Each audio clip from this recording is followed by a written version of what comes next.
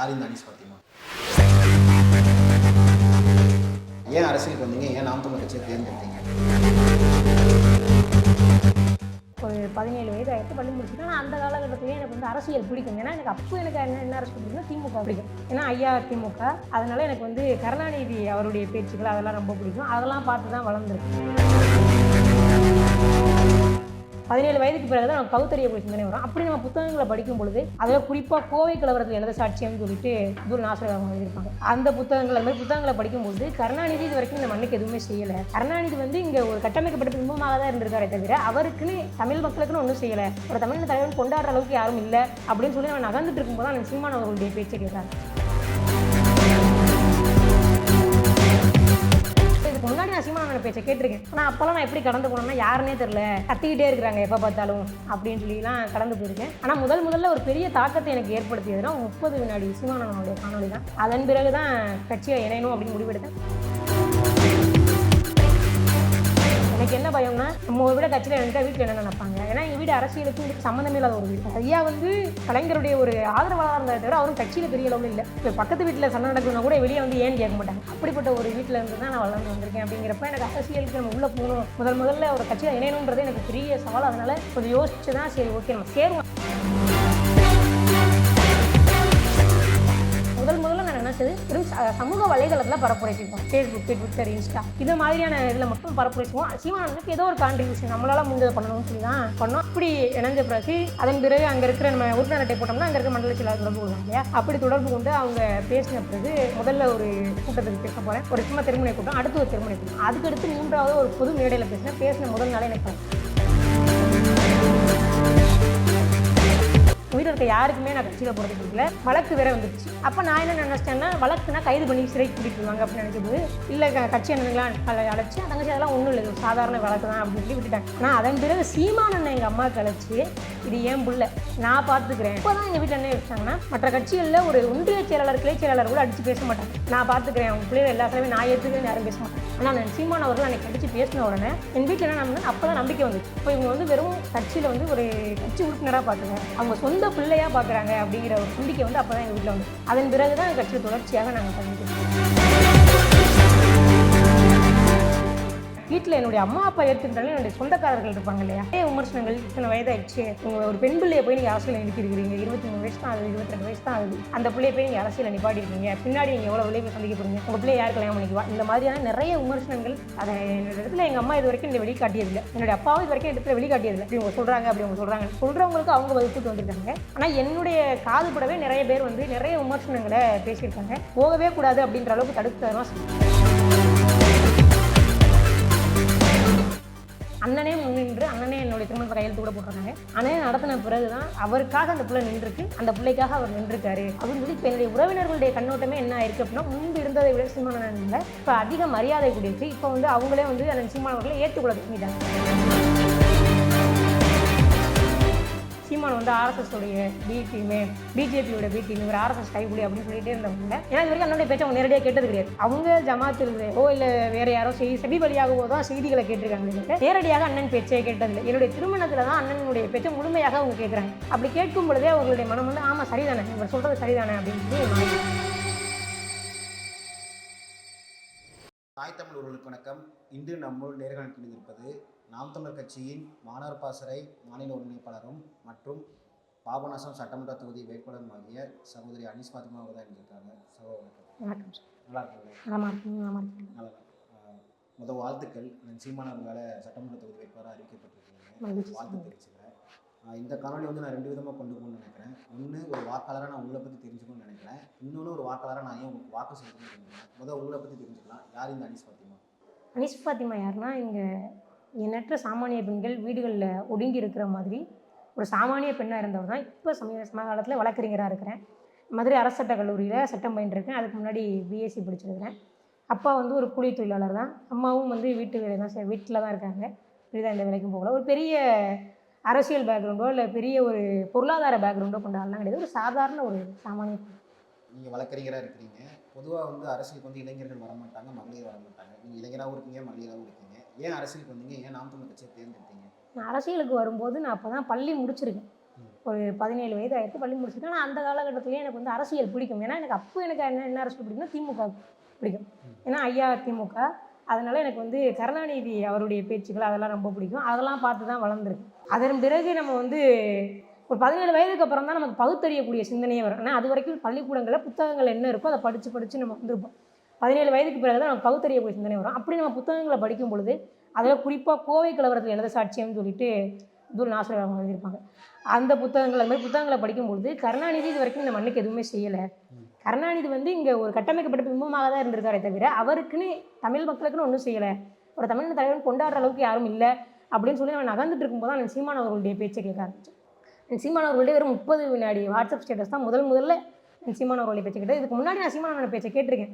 ஆனால் அப்போல்லாம் நான் எப்படி கடந்து போனேன்னா யாருன்னே தெரில, கத்திக்கிட்டே இருக்கிறாங்க எப்போ பார்த்தாலும் அப்படின்னு சொல்லிலாம் கடந்து போயிருக்கேன். ஆனால் முதல்ல ஒரு பெரிய தாக்கத்தை எனக்கு ஏற்படுத்தியதுனா 30 வினாடி சீமானனுடைய காணொலி தான். அதன் பிறகு தான் கட்சியில் இணையணும் அப்படின்னு முடிவெடுத்தேன். கட்சியில் இணையும் போதும் நேரடியாக போய் யாரையும் சந்தித்து கட்சியில் இணையல. ஏன்னா உங்களுக்கு தெரியும், இஸ்லாமிய பிள்ளைகள் அப்படி பெண் பிள்ளையாக இருக்கும்போது நான் வந்து வீட்டை விட்டு வெளியே வரது அப்படிங்கிறதே கடினம். பள்ளிக்கூடம் விட்டால் வீடு விட்டால் பள்ளிக்கூடம் தாண்டி நம்ம போக முடியாது. அதனால் இப்போ என்னுடைய கையில் கிடைவாய்ப்பாக என்கிட்ட என்ன அப்படின்னா அலைபேசி இருந்தது. இப்போ அந்த அலைபேசியில் நாம் தமிழர் கட்சிக்குன்னு ஒரு ஆப் இருக்குது. அந்த ஆப்பில் தான் வந்து முதல் முறையாக வந்து நான் நாம் தமிழர் கட்சிக்குன்னு பதிவு பண்ணுறேன். பதிவு பண்ணிவிட்டு நான் வீட்டில் போயிட்டு எங்கள் அம்மா கிட்ட சொல்கிறேன், அம்மா இது மாதிரி நான் கட்சியில் சேரலை. அப்போ அந்த ஆப்பை ஏற்றி வச்சுருக்கேன். நான் எங்கள் அம்மாட்ட சொல்கிறேன், அம்மா இந்த மாதிரி நான் கட்சியில் சேர்ந்துட்டேன் அப்படின்னு. ஒரு 2 திட்டிட்டு விட்டுட்டாங்க. அப்போ அதுக்கப்புறம் தான் நான் இது ஆப்பை வந்து ஏற்றி இன்ஸ்டால் பண்ணிவிட்டு என்னோடய பேரே அதில் பதிவு பண்ணேன். எனக்கு என்ன பயம்னா, நம்ம ஒரு வீட கட்சியில் நினைட்டா வீட்டில் என்ன நினைப்பாங்க. ஏன்னா எங்கள் வீடு அரசியலுக்கும் இதுக்கு சம்மந்தமே இல்லாத ஒரு வீடு. ஐயா வந்து கலைஞருடைய ஒரு ஆதரவாளராக இருந்ததை தவிர அவரும் கட்சியில் பெரிய அளவில் இல்லை. அப்படிங்கிறப்ப என் வீடுக்கும் அரசுக்கும் சுத்தமாக சம்மந்தம் இல்லை. இப்போ பக்கத்து வீட்டில் சண்டை நடக்குதுன்னா கூட வெளியே வந்து ஏன்னு கேட்க மாட்டாங்க. அப்படிப்பட்ட ஒரு வீட்டில் இருந்து தான் நான் வளர்ந்து வந்திருக்கேன். அப்படிங்கிறப்ப எனக்கு அரசியலுக்கு நம்ம உள்ளே போகணும், முதல்ல ஒரு கட்சியில் இணையணுன்றது எனக்கு பெரிய சவால். அதனால் கொஞ்சம் யோசிச்சு தான் சரி ஓகே நம்ம சேருவோம், சும்மா கட்சியில் சேருவோம். முதல்ல நான் நினச்சது வெறும் சமூக வலைதளத்தில் பரப்புரை செய்வோம். ஃபேஸ்புக்கு, ட்விட்டர், இன்ஸ்டா இந்த மாதிரியான இதில் மட்டும் பரப்புரை செய்வோம். சீமானனுக்கு ஏதோ ஒரு கான்ட்ரிபியூஷன் நம்மளால் முடிஞ்சதை பண்ணணும்னு சொல்லி தான் பண்ணோம். அப்படி இணைஞ்ச பிறகு அதன் பிறகு அங்கே இருக்கிற நம்ம உறுப்பினர் அட்டை போட்டோம்னா அங்கே இருக்கிற மண்டல செயலாளர் தொடர்பு கொள்வாங்க இல்லையா. அப்படி தொடர்பு கொண்டு அவங்க பேசின பிறகு முதல்ல ஒரு கூட்டத்துக்கு பேச போகிறேன், ஒரு சும்மா திருமண கூட்டம், அடுத்து ஒரு திருமண கூட்டம், அதுக்கடுத்து 3வது ஒரு பொது மேடையில் பேசின முதல் நாளே எனக்கு கலக்கு. முதல் மேடை அதுதான் முதல் மேடை. அந்த மேடையில் ராஜீவ்காந்தி இருக்கார், இன்றைக்கி திமுகவில் இருக்கார் இல்லையா, அவர் பேசினார். ஹுமாயூன் இருக்காங்க இல்லையா, அவங்க பேசினாங்க. எல்லாரும் பேசுவோம். முதல் மேடையிலே எனக்கு வழக்கு. இப்போ நாம் தமிழர் கட்சி மேலே அதுக்கு முன்னாடி வரைக்கும் என் வீட்டில் இருந்து விமர்சன பார்வைன்றது வேறு. அது முன்னாடி வரைக்கும் எங்கள் அம்மாவுக்கு நான் கட்சிக்கு போகிறது பிடிக்கல, வீட்டில் இருக்க யாருக்குமே நான் கட்சியில் போகிறது பிடிக்கல. வழக்கு வேற வந்துடுச்சு. அப்போ எனக்கு அப்போ சட்டம் நான் படிக்கல, நான் பிஎஸ்சி தான் படிச்சுட்டு இருக்கேன். அப்போ நான் என்ன நினச்சிட்டேன்னா வழக்குனா கைது பண்ணி சிறைக்கு கூட்டிகிட்டு போயிடுவாங்க அப்படின்னு நினைக்கும் போது இல்லை கட்சி என்னங்களாம் அழைச்சி தங்கச்சி அதெல்லாம் ஒன்றும் இல்லை, ஒரு சாதாரண வழக்கு தான் அப்படின்னு சொல்லி விட்டுட்டாங்க. ஆனால் அதன் பிறகு சீமானண்ணன் எங்கள் அம்மாவுக்கு அழைச்சி இது ஏன் புள்ள நான் பார்த்துக்கிறேன், இது ஒரு பயப்படாதீங்க, நான் பார்த்துக்கிறேன், இந்த வழக்கு பிள்ளையுடைய கல்வி செலவு எல்லாத்தையும் நான் பார்த்துக்கிறேன் நான் சீமான் அவர்கள் சொன்னாங்க. திருமண செலவு வரைக்கும் நான் பார்த்துக்கிறேன் நான் சொன்னாங்க. சொன்ன மாதிரியே என்னுடைய கல்வி செலவுலேருந்து திருமண செலவு வரைக்கும் இன்றைக்கி அண்ணன் தான் பார்த்துருக்கேன், சீமான் அண்ணன் தான் பார்த்துருக்காங்க. இந்த திருமணத்தை முன்னாடி நடத்தி வச்சதே நான் சீமான் அவர்கள் தான், அது எல்லாருக்கும் தெரியும். முழுக்க எல்லாமே அண்ணன் தான் பண்ணாங்க. அப்போ தான் எங்கள் வீட்டில் என்ன யோசிச்சாங்கன்னா, மற்ற கட்சிகளில் ஒரு வழக்கு விழுகுது. ஏன்னா அப்போ நான் கட்சியில் எந்த பொறுப்புலையும் இல்லை, பெரிய பொறுப்புகள் இல்லை, பெரிய அளவில் நான் அறியப்பட்ட நபரும் கிடையாது. அப்போ தான் முதல்ல ஒரு மேடை பேசுகிறேன், ஒரு சின்ன பிள்ளையா. அப்படிங்கிறப்ப சீமான் அண்ணன் கண்ணுக்கு நான் போயிருக்க கூட வாய்ப்பு இல்லை. அந்த அளவுக்கு இருக்கும் பொழுது மற்ற கட்சிகளில் ஒரு ஒன்றிய செயலாளர், கிளை செயலாளர் கூட அடித்து பேச மாட்டாங்க. நான் பார்த்துக்கிறேன், அவங்க பிள்ளைகள் எல்லா செலவையும் நான் ஏற்றுக்கிறேன்னு யாரும் பேச மாட்டாங்க. ஆனால் நான் சீமான் அவர்கள் அன்றைக்கி அடித்து பேசின உடனே என் வீட்டில் என்ன பண்ணேன், அப்போ தான் நம்பிக்கை வந்துச்சு. இப்போ இவங்க வந்து வெறும் கட்சியில் வந்து ஒரு கட்சி உறுப்பினராக பார்க்கல, அவங்க சொந்த பிள்ளையாக பார்க்குறாங்க அப்படிங்கிற ஒரு நம்பிக்கை வந்து அப்போ தான் எங்கள் வீட்டில் வந்து. அதன் பிறகு தான் கட்சியில் தொடர்ச்சியாக நாங்கள் பயணிக்கிறோம். உங்கள் வீட்டிலே எதிர்ப்பு இருந்துச்சுன்னு சொன்னீங்க, நீங்கள் கட்சியில் சேர்ந்துட்டீங்க, உங்கள் சுற்றி வட்டாரத்தில் ஏதாவது எதிர்ப்பு இருந்ததா உங்களுக்கு? சுற்று வட்டாரம் தொடர்ச்சியாக எதிர்ப்பு இருந்துச்சு. அது அண்ணனே கூட பதிவு பண்ணியிருக்காங்க. இப்போ எங்கள் ஜமாத்தில் என்ன சொன்னாங்கன்னா, கல்யாணம் நாங்கள் தான் பண்ணி வைக்கணும், நல்லது கிட்டதுன்னா நாங்கள் தான் வரணும் அப்படின்லாம் எங்கள் ஜமாத்தில் சொல்லியிருக்காங்க. அதே போல் நம்ம வீட்டில் என்னுடைய அம்மா அப்பா ஏற்றுக்கிட்டாலும் என்னுடைய சொந்தக்காரர்கள் இருப்பாங்க இல்லையா, அவர்கள் எல்லாருக்குமே நீங்கள் என்றைக்குமே பார்த்தீங்கன்னா இஸ்லாமிய பிள்ளைகள், பெண் பிள்ளைகள் அப்படின்னா அதிகபட்சம் சட்டம் படிக்க வைக்கிறதுங்கிறதே ரொம்ப கடினம். அந்த அளவுக்குலாம் அனுப்ப மாட்டாங்க, வெளியில் அனுப்ப மாட்டாங்க. 10ஆம் வகுப்பு 12ஆம் வகுப்பு முடித்த உடனே திருமணம் செய்து வைக்கிறது தான் இன்றைக்கு நகராங்க. இப்போ அதில் வந்து கொஞ்சம் முன்னேறி கல்லூரிகளில் ஒரு டிகிரி வாங்கிடும், அதை தாண்டி பெரிய அளவில் இல்லை. அப்படிங்கிறப்ப நிறைய விமர்சனங்கள், இத்தனை வயதாகிடுச்சு, உங்கள் ஒரு பெண் பிள்ளையை போய் நீங்கள் அரசியல் நிறுத்திருக்கிறீங்க, 23 வயசு தான் ஆகுது, 22 வயசு தான் ஆகுது, அந்த பிள்ளையை போய் நீங்கள் அரசியலை நிப்பாட்டியிருக்கீங்க, பின்னாடி நீங்கள் எவ்வளோ விளைவை சந்திக்க போகிறீங்க, உங்கள் பிள்ளையை யார் கல்யாணம் பண்ணிக்குவா, இந்த மாதிரியான நிறைய விமர்சனங்கள். அதை என்னோட இடத்துல எங்கள் அம்மா இது வரைக்கும் என்னை வெளிக்காட்டியதில்லை, என்னுடைய அப்பாவும் இது வரைக்கும் இடத்துல வெளிக்காட்டியதில்லை. இப்படி அவங்க சொல்கிறாங்க, அப்படி அவங்க சொல்கிறாங்க, சொல்கிறவங்களுக்கு அவங்க பதில் சொல்லிட்டு வந்திருக்காங்க. ஆனால் என்னுடைய காதுபடவே நிறைய பேர் வந்து நிறைய விமர்சனங்களை பேசியிருக்காங்க. போகவே கூடாது அப்படின்ற அளவுக்கு தடுத்ததெல்லாம் சொல்லுவாங்க. உறவினர்கள்லாம் எதிர்த்தாங்க இல்லையா? இப்போ வந்து உங்களை வேட்பாளராக அறிவிச்சிட்டாங்க. இப்போ இந்த மாதிரி எடுத்துக்கிறாங்க உங்க உறவினர்? இல்லை, என்னுடைய திருமணத்திலேருந்தே என்னுடைய உறவினர்களுடைய நிலைப்பாடே மாறிடுச்சு. என்னென்னா, அண்ணன் சீமான் அவர்கள் வந்து என்னோட திருமணத்தை முன்னின்று நடத்துகிறாங்க அப்படின்னு சொன்னப்போ முதல்ல யாருமே நம்பலை. அது எப்படி எத்தனை பேர் நாம் தமிழர் கட்சியில் பயணிக்கிறாங்க, அது எப்படி அண்ணன் சீமான் அவர்கள் வந்து உங்களுக்கு உதவி செய்வாங்க, அவருக்கு எவ்வளோ வேலை இருக்கும் அப்படின்னு சொன்னப்போ யாரும் நம்பலை. ஆனால் எனக்கு திருமணத்தில் அண்ணன் சீமான் அவர்கள் எனக்கு திருமண செலவு எல்லா செலவையும் அண்ணனே ஏற்று, அண்ணனே முன்னின்று, அண்ணனே என்னுடைய திருமணத்தை கையெழுத்து கூட போட்டிருக்காங்க. அண்ணனே நடத்தின பிறகு தான் சரி, இப்போ சீமான் வந்து உண்மையிலேயே அவருக்காக அந்த பிள்ளை நின்றுருக்கு, அந்த பிள்ளைக்காக அவர் நின்றுருக்காரு அப்படின்னு சொல்லி இப்போ என்னுடைய உறவினர்களுடைய கண்ணோட்டமே என்ன ஆயிருக்கு அப்படின்னா, முன்பு இருந்ததை விட சீமான் அண்ணன்ல இப்போ அதிக மரியாதை கூடியிருக்கு. இப்போ வந்து அவங்களே வந்து அண்ணன் சீமான் அவர்களை ஏற்றுக்கொள்ள தொடங்கிட்டாங்க, முன்னாடி போல இல்லை. ஏன்னா இப்போ நான் வந்து அவங்களுக்கு ஒரு முன்னுதாரணமாக இருக்கேன். ஏன்னா இவங்க சீமான் வந்து ஆர்எஸ்எஸ் உடைய பி டீமு, பிஜேபியோட பி டீம், இவர் ஆர்எஸ்எஸ் கைகூலி அப்படின்னு சொல்லிகிட்டே இருந்தவங்கள என்னுடைய திருமணத்தன்னைக்கு அண்ணன் பேசிய பேச்சும் கூட இருக்குது. அந்த பேச்சுக்களெல்லாம் பார்த்து, ஏன்னா இது வரைக்கும் அண்ணனுடைய பேச்சை அவங்க நேரடியாக கேட்டது கிடையாது. அவங்க ஜமாத்தில்லையோ இல்லை வேறு யாரோ செபி வழியாகவோ தான் செய்திகளை கேட்டிருக்காங்களே தவிர நேரடியாக அண்ணன் பேச்சை கேட்டதில்லை. என்னுடைய திருமணத்தில் தான் அண்ணனுடைய பேச்சை முழுமையாக அவங்க கேட்குறாங்க. அப்படி கேட்கும் பொழுதே அவர்களுடைய மனம் வந்து ஆமாம் சரிதானே, இவர் சொல்கிறது சரிதானே அப்படின்னு சொல்லி மாறிடும். நீங்கள் எந்த ஆண்டு நாம் தமிழர் கட்சியில் இணைந்தீங்க? இது வரைக்கும் என்னென்ன போராட்டங்கள் முன்னெடுத்துருக்கீங்க? உங்கள் மீது எத்தனை வழக்குகள் இருக்குது? 2018 தான் முதல் முறையாக நான் நாம் தமிழர் கட்சியானது. அதனால் முதல்லே வழக்கு தான். அது வந்து சிஏஏக்காக நாங்கள் பேசும்போது முதல் வழக்கு என் மேலே பதிவு செய்யப்பட்டுச்சு. சிஏஏக்காண்டி நாங்கள் பேசுவோம். இப்போ நான் ராஜீவ்காந்தி அவர்களும் பேசுகிறாங்க, ஹுமாயூன் அத்தாலும் பேசுகிறாங்க. அப்போ அந்த மேடையில் முதல் வழக்கு, அப்போ நான் என்ன பேசினேன்னு கூட எனக்கு நினைவில்லை, அதில் என் மீது வழக்கு இருக்குது. அதன் பிறகு அழகப்பா அரசு சட்டக் கல்லூரியில் டிகிரி தரல அப்படின்னு சொல்லிட்டு மாணவர் பாசறை சார்பாக நாங்கள் ஒரு ஆர்ப்பாட்டம் முன்னாடி அதில் ஒரு வழக்கு இருக்குது. நீட் தேர்வுக்காக நாங்கள் போராடியதற்காக ஒரு வழக்கு இருக்குது. கிட்டத்தட்ட ஒரு 4 வழக்குகள் இது வரைக்கும் என் மேலே பதிவு செய்யப்பட்டிருக்கு. இப்போ பாபநாசம் சட்டமன்ற தொகுதியில் வந்துன்னா உங்கள் மேலே வைக்கிற விமர்சனம்னா, நீங்கள் பிறந்தது வேறு ஊர், இப்போ உங்களை வேட்பாளர் வச்சுக்கிறது வேறு ஊர், அந்த விமர்சனம் வந்து வைக்கிறாங்க. அந்த விமர்சனத்தை நீங்கள் எப்படி பார்க்குறீங்க? பிறந்தது வந்து காரைக்குடி தான். நான் பிறந்து வளர்ந்தது காரைக்குடி. நான் படித்தது மதுரை, சட்டம் படித்தது மதுரை. நான் திருமணமாகி வந்தது வந்து இங்கே ஐயம்பேட்டை, பாபநாசம் தொகுதியில் இருக்கக்கூடிய ஐயம்பேட்டை. அப்படி பார்த்தா இந்த தொகுதி வந்து எனக்கு வேற்று தொகுதி அப்படின்னே சொல்ல முடியாது. இப்போ நான் வந்து பாபநாசம் தொகுதியில் நிற்கிறது தப்பு அப்படின்னா, இதே தொகுதியில் தற்போது எம்எல்ஏவாக இருக்கக்கூடிய ஜவாஹிர்லாம் எந்த தொகுதியில் இருக்காரு? அவருடைய ஓட்டு என்ன பாபநாசம் தொகுதியில் இருக்கா? இல்லை அவர் பாபநாசத்தில் இருந்து அவர் எங்கே இருக்கார்? ராஜகிரியில் இருக்காரா இல்லை பண்டரவாடையில் இருக்காரா? எங்கே இருக்கார்? அவருக்கு இங்கே இல்லவே இல்லை. ஆனால் பாபநாசத்தில் ஜவாஹிரில் நிற்கும் பொழுது யாரும் இந்த கேள்வி எழுப்பலை. ஏன் வந்து ஜவாஹிரில் வந்து வேறு இடத்துல வந்து இங்கே வந்து நிற்கிறாருன்னு யாரும் கேள்வி எழுப்பலை. ஆனால் நான் இந்த தொகுதியில் நிற்கும்போது வந்து கேள்வி எழுப்புறாங்க, நீங்கள் வந்து காரைக்குடி தானே? நான் பிறந்து வளர்ந்தது காரைக்குடி தான், நான் இல்லைன்னு சொல்லலை. ஆனால் நான் திருமணமாகி வந்தது அதன் பிறகு என்னுடைய மாமியார் வீடு எல்லாமே வந்து இங்கே தான் இருக்குது, ஐயம்பேட்டையில் தான் இருக்குது. அப்போ நான் இந்த தொகுதியுடைய பிள்ளை தான். அப்போ நான் இந்த தொகுதியுடைய பிள்ளையா நிற்கிற என்ன இடத்துல இவ்வளோ கேள்வி எழுப்புறாங்க, ஜவாஹிர் நாட்டில் எந்த கேள்வியும் யாருமே எழுப்பலை. இது இன்னும் சொல்ல போனோம் அப்படின்னா, நான் வந்து ஓங்கோல்லேருந்து வந்தவங்கலாம் இன்றைக்கி தமிழ்நாட்டில் முதலமைச்சராக இருக்கிறாங்க. நான் ஓங்கோல்லேருந்து வரல, நான் பக்கத்தில் கூடிய காரைக்குடியிலேருந்து தான் வந்திருக்கிறேன். நான் ஓங்கோல்லேருந்து வரல. நான் ஓங்கோல்லேருந்து வரவங்களாம் இன்றைக்கி முதலமைச்சராக இருக்காங்க. அவங்கள பார்த்து யாரும் கேள்வி எழுப்பல. நான் பக்கத்தில் இருக்கக்கூடிய காரைக்குடியிலேருந்து வந்ததே ஒரு பெரிய சிக்கல். காரைக்குடியிலேருந்து நான் திருமணமாகியே வரக்கூடாது அப்படின்னா, அப்போ நான் திருமணமாகி வந்திருக்கேன். இது என்னுடைய மாமியார் வீடு. இப்போ ஒரு பெண்ணுக்கு 2 வீடு இருக்கும், ஒன்று பிறந்த வீடு, இன்னொன்று புகுந்த வீடு. பிறந்த வீடு அந்த பெண்ணுக்கு ஒரு குறுகிய காலம் தான், புகுந்த வீடு தான் அந்த பெண்ணுக்கு நிரந்தரமான வீடு. அப்படின்றப்ப என்னுடைய புகுந்த வீடு தான் இருக்குது. இப்போ நான் இந்த வீடு அதனால தான் நான் முதல் கேள்வியிலே சொன்னேன், நான் தொகுதிக்கு மகளாக வரல, ஆனால் மருமகளாக வந்திருக்கேன் அப்படின்ட்டு. நான் இந்த தொகுதியோட மருமகள், இதில் நிற்கிறதுல என்ன சிக்கல் இருக்குது? சரி சார். இப்போ வந்து நீங்கள் இங்கே பாபநாசம் சட்டமன்ற தொகுதி வேட்பாளர் அறிவிச்சிட்டாங்க. நீங்களும் பல களப்பணிக்கெலாம் போயிட்டு வரீங்க. நீங்கள் அறிந்த வரைக்கும் பாபநாசம் சட்டமன்ற தொகுதியில் என்னென்ன சிக்கல் இருக்குது, நீங்கள் ஒரு வேளை வென்றால் என்னென்ன செய்யணும், அந்த சிக்கலை தீர்க்கிறதுக்கு என்ன சொல்யூஷன் வச்சுருக்கீங்க? முதல்ல நான் பார்க்குறது இந்த ஐயம்பேட்டை பகுதி, நான் வசிக்கக்கூடிய இந்த ஐயம்பேட்டை பகுதியில் குப்பைகளாக நான் வருது. எல்லா இடங்களையும் குப்பைகள். நீங்கள் நினச்சிருப்பீங்க அது வந்து ஒரு குப்பை குடங்களாக இருக்கும், இல்லை குப்பைகளை அந்த சேமிக்கக்கூடியது. நீங்கள் வீதிகளை நடந்து போனீங்கன்னா, சும்மா நடந்து போனீங்கன்னா எல்லா பகுதிகளையும் குப்பைகள், எல்லா இடங்களையும் சும்மா சாதாரணமாக நடக்கக்கூடிய மக்கள் வசிக்கக்கூடிய பகுதிகளிலிருந்து எல்லா பகுதிகளையும் குப்பைகள். இது மட்டும் இல்லாமல் பேரூராட்சியிலேருந்து எடுத்துகிட்டு வர குப்பைகளை எடுத்துருவாங்க, அதையே வந்து சாலைகளில் தான் கொட்டுறாங்க. அதுக்குன்னு தனியாக ஒரு குப்பை சுத்திகரிப்பு மையமோ எதுவுமே இல்லை, அதையே கொண்டு வந்து சாலைகளில் தான் கொட்டுறாங்க. கேட்டால் இது வந்து பேரூராட்சிக்கு சம்மந்தப்பட்டது, இது வந்து எங்களுக்கு சம்மந்தம் இல்லை. இப்போ ஒரு தொகுதியில் என்ன சிக்கல் வந்தாலும் எம்எல்ஏக்கு தான் அதில் முழு உடன்பாடு, முழு வேலை இருக்குது. ஆனால் அதை வந்து இவங்க இது பண்ணாங்க பேரூராட்சிக்கு சம்மந்தப்பட்டது. மற்ற தொகுதியெலாம் குப்பை இல்லையா அப்படின்னா, நான் வேணால் உங்களுக்கு ஐயம்பேட்டில் நான் உங்களுக்கு காணொலி கூட அனுப்புகிறேன், எவ்வளவு குப்பைகள் இருக்குன்னு பாருங்கள். ஒரே ஒரு பகுதி, ஒரு பேரூராட்சியில் எவ்வளோ குப்பை இருக்குன்னா ஒரு தொகுதி முழுக்க எவ்வளோ குப்பைகள் இருக்கும். இப்போ ஒரு குப்பைகள் சேருதுன்னா மக்களுக்கு எவ்வளவு நோய் தொற்றுகள் வரலாம். அதுவும் இந்த நேரம்ன்றது வந்து மழை நேரம். மழை நேரத்தில் எவ்வளவு எளிதாக மக்களுக்கு வந்து இந்த பிரச்சனை. இன்னும் மருத்துவ கழிவுகள், இந்த மெடிக்கல்லாம் பயன்படுத்துகிறாங்க இல்லையா, இப்போ மருத்துவமனையில் ஆரம்ப சுகாதாரத்தில் பயன்படுத்தி மருத்துவ கழிவுகளை கூட ரோட்டில் கொட்டி வச்சுருக்காங்க. இப்போ எத்தனை பிள்ளைகள் அந்த வழியாக நடந்து போகும், எத்தனை பிள்ளைகளுக்கு எவ்வளோ நோய் தொற்று பரவுவதற்கான வாய்ப்பு இருக்குது. அது மட்டும் இல்லாமல் இந்த பாபநாசம் தொகுதிக்கு உட்பட்டு இது வரைக்கும் ஒரு கலை அறிவியல் அரசு கல்லூரியில் கிடையாது. கல்லூரிகள் இருக்குது, அரசு கல்லூரி ஒரு கல்லூரிகள் இருக்குது.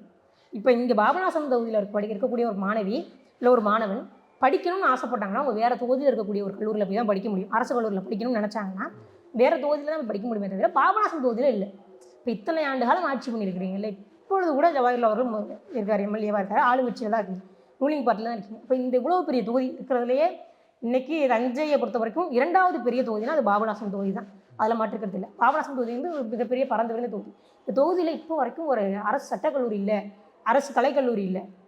அரசு சட்டக்கல்லூரியே விடுங்க, அரசு கலைக்கல்லூரியே இல்லை. அரசு கல்லூரிகளே இல்லாமல் மாணவர்கள் எப்படி படிப்பாங்க?